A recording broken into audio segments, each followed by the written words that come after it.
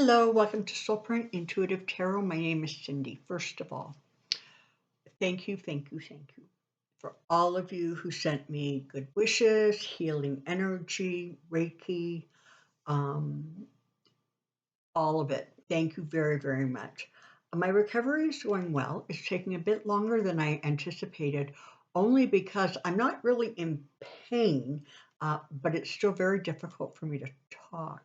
So you're going to have to just sort of work with kind of a marble mouth. And once I've talked for, half an hour, 40 minutes, that kind of thing, I'm tired, like my jaw hurts and I'm kind of done. So I'm going to do a video today and I will release it today. It's Wednesday, the 13th of April. And I'll probably pop back next week and do another video. And as I continue to recover, hopefully I'll be able to get up to sort of my normal schedule. So today, a couple things. I'm going to do some pendulum questions right off the top. And then there's a couple things I want to just take a look at with the cards. So for those of you who like to follow along, get your pendulums and let's get started. Okay, so for those of you who might be new to this channel or haven't seen the pendulum before, when it goes side to side like that, it's telling me it is ready to communicate. Show me yes, and you'll see it goes back and forth. And show me no, and it goes in a circular motion. You may see some vibration of my hand. That is the energy of the pendulum, not me. First question. Is Sarah Palin going to get anywhere with her latest attempt to win office? Is she going to be successful? No, she's not. Okay, that's good to know. Jared, did Jared give the J6 committee any information that was helpful to them? And that's a yes. Did he give information that ultimately incriminates his father-in-law, the wannabe king of Mar-a-Lago? And that's a yes. Same questions for Ivanka. Okay, so Ivanka, did she give helpful information to the January 6th committee? Yep. And did any of that information incriminate her dad? And that's a yes. So both the January 6th committee and the judge have said that they see evidence that, Trump committed criminal activities, criminal crimes for the stuff that went on around the election. Is Trump going to face criminal charges? Is he actually going to get charged by anybody at this point? Okay, so that's a yes. Hallelujah. Is Donald Jr. going to get charged? Because, of course, those emails came out that indicate that he was very busy as early as November 6th trying to figure out how to steal the election. Is he going to face charges? And that is a yes. Okay. So Biden's popularity is still struggling. And so my question is, as we move through the summer, is Biden's popularity or the polls going to show him in a stronger position, an increasingly stronger position? Yes. Has his handling of the Hang on. Sorry about that. Okay. Let's take a look at Putin, shall we?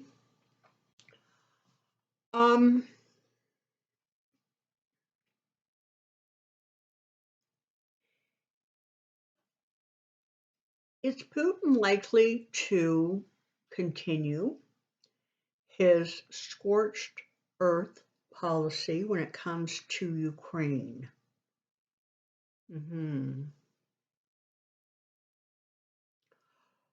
Are there people in high places that are around him who are actively trying to figure out how to, get him removed from office? Yeah, there are. They can be as loyal as they want until they start losing money. Those oligarchs, man, they don't like that. Macron, is he going to win the election? The French election's coming up, I think, in a couple of days. So is he going to win the presidency again? Okay, and that's a very strong yes. So there's talk that Beto O'Rourke is now within 2 points of tying with Greg Abbott in that election for, I guess, governor. Is Texas going to turn blue? Okay, that's a yes. Now, you know what? This is a question that has been asked 100,000 times, and it never happens. Let's just ask it this way. Is Beto O'Rourke going to be elected the new governor of Texas in the upcoming election? Wow, yes. Now, the governor has a lot of power, but it is the governing body underneath him, and I don't know what it's called in states, that, really, if they are all Republicans and he's Democrat, they can block him 7 ways from Sunday. So is he going to get enough Democratic support to actually be able to start reversing some of the draconian nonsense that has gone on in Texas? Yes. So I guess this is the thing. If you're in Texas, you need to understand that it's just not Beto you need in office. He needs support, okay? Just like Joe Biden needs support in Congress, right? He needs enough senators and enough House representatives so that he can get stuff done. And we've all discovered that it's very easy to get him like in a holding pattern when you sort of have that 50-50 Senate, right? He's okay in the House, but in the Senate, man, they come after him. So I understand that a lot of people are really, really upset that Trump has endorsed Dr. Oz for the U.S. Senate in Pennsylvania. I guess he's in Pennsylvania is where he's running. Is Dr. Oz going to be elected? No. Okay.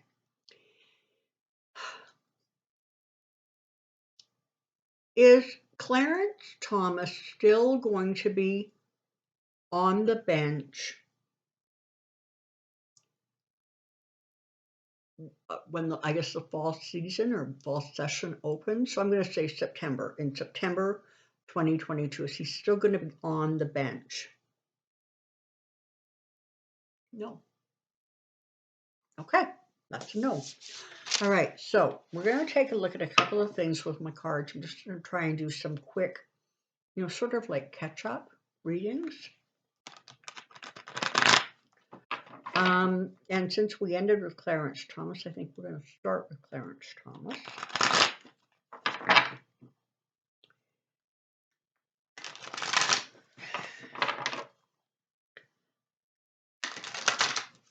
here we go. Come on down, I have a question. Okay.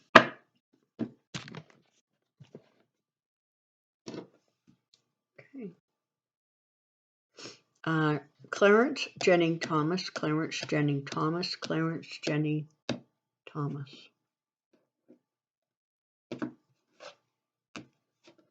Whoa. Oh my goodness. All right, so the star is at the base of their reading. So that's interesting, right? Because it's sort of like his star has fallen, right? Let's see. Okay, so we've got the Six of Wands. We're starting with a victory card.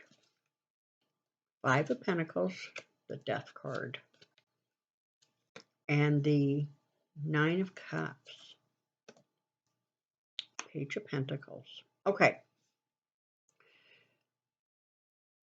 For right now, and I think I said this in one of my last readings about him, he is sort of taking a strategy of I'm just going to stay quiet and stay in the background and let's see if this thing will blow over. Part of the problem is that he has friends on the court. And even if he doesn't have friends on the court, he has peers who are not going to want to see him get in significant legal trouble. I want to ask a question here. Is Clarence Thomas going to ultimately end up recusing himself from any matters pertaining to the January 6th insurrection? Okay, so yes. So it looks like ultimately he's going to end up, recusing himself, whether he comes to that on his own or whether he is strongly encouraged. But, you know, there's all those other justices looking at him saying, you're giving us a bad name. It was the dissent. It was that lone dissent that got him into trouble. If he had just gone along with everybody else, he wouldn't have sort of put a spotlight on himself. But he didn't. Because of that, they're all looking at him going, what are you doing? What are you doing to the courts? What are you doing to our collective reputations? Now, the Death card is interesting because there's definitely sort of an end of a cycle carrying on. There's definitely looks like there's some soul searching, frankly, that's going on in the Thomas house. And make no mistake, the soul searching, certainly on her part, has nothing to do with thinking perhaps she may have gotten sucked into cult-like behavior. That's not it. The soul searching on her part is, how do I get out of this? How do I get around this? And that seems to be the strategy of both of them. They've sort of gone into hiding. They're quiet, but it just doesn't look as if there's any significant change of heart. It's only a matter of them trying to figure out how to extricate themselves.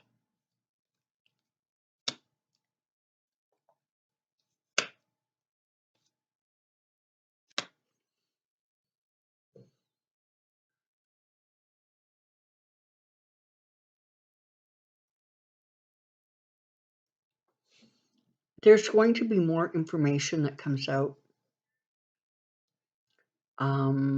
Whether it is more text messages, perhaps to other people, because they only, from what I understand, if I heard correctly and understand correctly, they only have the texts between her and Mark Meadows. There had to be other texts. There had to be. It'd be interesting who else she talked to, but I think there's more coming out. And I think that's going to be part of what really almost forces Clarence Thomas to have to recuse on those cases. Okay. Well, the question was, is he still going to be in office? I think my initial question of him. Okay, or on the bench. So definitely looks like there's stuff going on. He's got the world here, so there's definitely an end of a cycle. Things right now are still like murky. We don't have all the facts, and so we don't have real clarity on where this is going exactly. And he has taken this sort of he's gone still or silent. Part of it is because he really is recovering from that illness, whatever that was.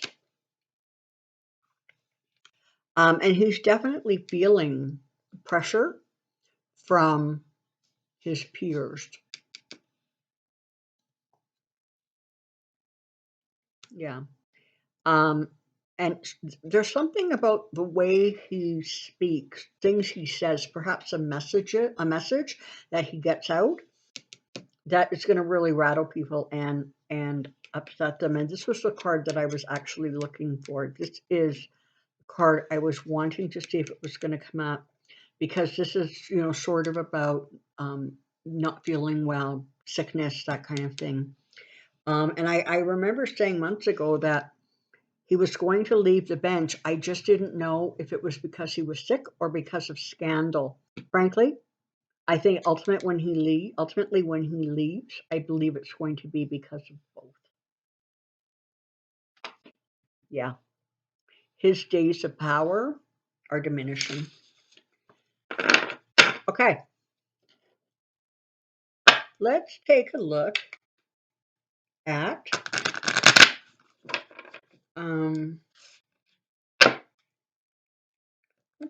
Trent, because so he in the Tish Brown case, that whole deal about the company, he was ordered by the court to hand over certain documents. And then they asked for a delay because they said, it was going to take time to find the documents. And then when it came time to hand over the documents, they basically sent sort of a notification that says, well, so here's the thing. We don't know if we have the documents. But if we do have the documents, it's going to take like a really long time to find the documents. And so, Ms. Brown, I guess you're just going to get them if and when we decide to give them to you. That didn't go over very well. So she has now filed contempt charges. I guess, I'm not sure, contempt of ignoring a court order. I'm not sure. But in any case, he now has yet another legal problem on his hands, and his lawyers are just getting whipped because, he doesn't have great lawyers. I mean, that's just the reality of it. So let's just zip into him and see how he's doing. Tell me about Trump. Tell me about Trump. Tell me about Trump. I think there's a lot of problems in his life in all areas. Yeah. Okay. So, this is what you've got here, right? You've got him hanging around trying to figure out, when he's going to be restored to that glorious power that he perceives he had. His fortunes have changed. And there's a part of him that recognizes that and knows that, and there's a part of him that's actually just sort of in denial. He is exhausting the charity of those around him. So whether it is still those in his inner circle, whether it is, business associates, whatever it is, he is depleting them. Not only, I think, maybe to some degrees financially, but just energetically. He's like, he needs constant pampering and constant reassurance and everybody constantly agreeing with him. And frankly, it's becoming really hard. And so he, again, that circle around him continues to shrink and shrink and shrink. And you gotta think he is probably furious with Jared and Ivanka. everybody said she would turn, and look and behold, this is what she appears to are taking the steps to do. But Jared and Ivanka are like sharks, right? They are going to only care about their survival. That's it. They are top of the totem pole. And so if that means um, family members sort of get, you know, hit behind the knees, well, so be it. So that's not good. He really thinks that he still wants to be, what's that called, a kingmaker, right? The power broker, the guy whose endorsements, gets you voted in. It's not working for him. And this thing with Dr. Ross apparently has really, really upset people. Apparently, even people on Fox News are bad mouthing him about it. There's a lot, oh my God, there's a lot of fighting and squabbling going on. He's not getting any support from the family per se, maybe except for Don Jr. But Ivanka and Jared have sort of stepped away as best they can. Melania wants like nothing to do with him. And there are partnerships that he has joined into, political ones, business ones, whatever. And there is going to be more of that being exposed, and there's continuing to be a lot of friction and stress. So around him, his energy is angry and it's static. So he is just like vibrate. When you see those commercials where like a cartoon where somebody sticks their finger in a light socket and everything springs, right? That's what it's like stepping into his energy. It's just all over the place. And so, and let's be realistic here, okay? All he wants, all he wants is to accumulate money and assets.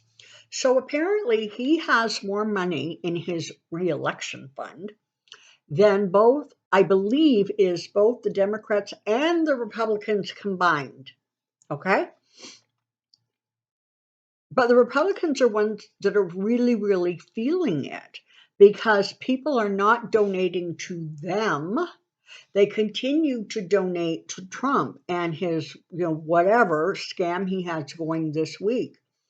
And so what that's doing is it's emptying the coffers of Republicans who would normally count on those donations to help with their campaigns. So he's actually getting static, not only from his daughter. The lawsuits continue to pile up. He's not listening to his lawyers. And now a lot of Republicans are getting really angry with him. And so he's really getting it from all sides. And, he's just like an emotional power keg. The reality is this. Let's ask, but I am pretty sure he is not actually going to run for re-election. Let's see, shall we? Is Donald Trump actually going to make a presidential run for the 2024 election? Okay, I'm still getting a no. It looks like at some point he's going to walk away. Yeah. Part of what's going to happen, it looks like, is more and more information is going to come out. And I think he's going to realize that if he puts himself back on that national stage in that way, he's really, really going to come under fire. Part of what's going on now in your country is that, oh, look, judgment card sitting on the bottom. Part of what's going on is that people are sort of not, and not everybody, of course, but there's sort of a lack of knowledge about how the government works. So what has happened is you have people saying, listen, Biden wanted us to vote for him. He was going to give us all this stuff. We voted for him, and look what happened. We didn't get all of it. Well, that's true. Part of the reason is because he doesn't have enough senators in the Senate. That's a problem. But people, somehow they don't sometimes put the one and one together and realize that if they don't vote down the ticket, that causes a sort of a problem, because you can get the top guy in there. It's the very same thing I've been saying about Texas, right? You can get Beto in there, but that isn't good enough. You need the other people on the ticket to vote blue so that he gets the top guy, whether it's state or federal, whatever, has some support. Okay. And let's finally take a look at Ukraine and see how they're doing. My Lord, Zelensky has really, really proven himself to be tough. He really has.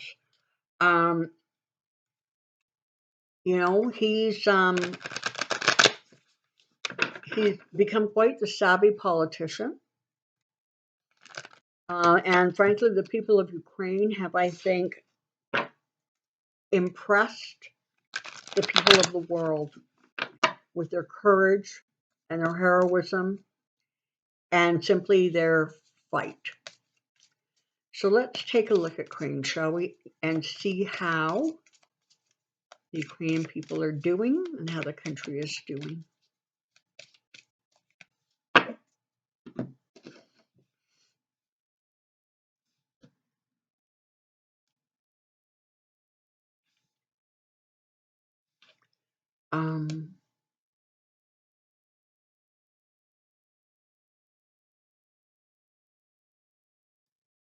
Tell me about Ukraine war. Tell me about Ukraine war. Tell me about Ukraine war.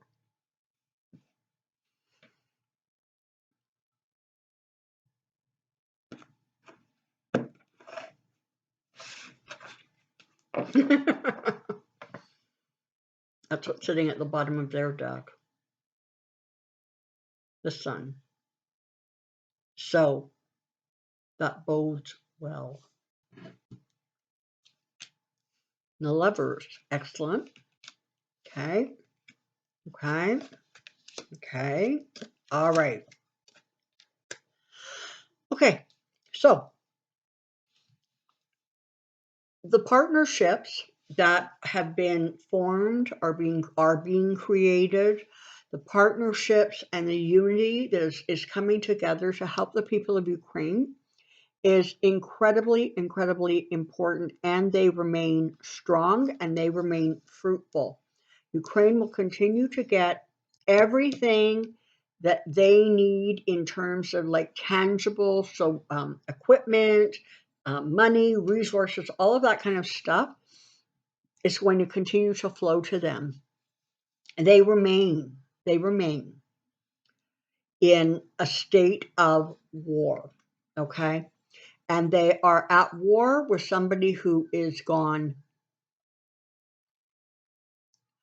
Like one of my old Ukrainian aunts used to say, it's gone bazooka. So he's just gone crazy, right? He's lost touch with reality. So Ukraine continues to hold steady, and they continue to really, really survive in the face of adversity, okay? Their aggressor is looking more and more foolish. He is looking more and more unstable. He is looking more and more erratic. And what that creates is a very volatile situation for him, within his inner circle, because, this war has not gone all the way Russia projected it would go. And so he's in a place where, nobody anymore seems to be particularly concerned about how big and tough and strong the Russian army is, especially when you figure out that like 10% of their equipment actually works and the rest is garbage. So while there are still obviously concerns because of, the nuclear threat, beyond that, he really is he's being diminished day by day by day by day. And that's a good thing. As far as Ukraine goes, they are going to continue to maintain their homeland. They're going to continue to struggle for it and do everything in their power to reclaim it. Okay?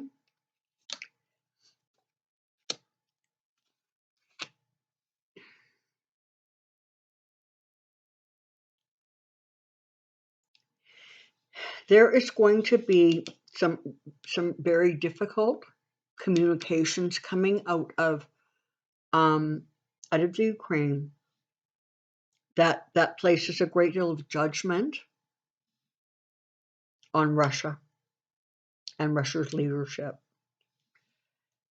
What has gone on already is horrendous. I mean, you literally are now in a situation of genocide. Putin literally wants, the Ukrainian people just banished from the face of the earth because, he wants a piece of land. He's going to face very harsh criticism for that. I know that, there's a lot of talk about taking him to The Hague and criminal charges and, whatever. I don't know necessarily that he's actually going to survive long enough to be dragged in front of that tribunal. I think that I think it's important that they go through the steps and the motions and gain the evidence, etc. I'm not exactly sure he's going to actually end up in front of that court. I don't know if he's going to be on the planet to end up on that court. Mrs. Zelensky, I don't know her first name, is a very, very strong and central part of keeping her husband balanced, but more importantly, the role she plays within the country itself. She's very highly respected, and she continues to work alongside her husband, even though we very rarely see her.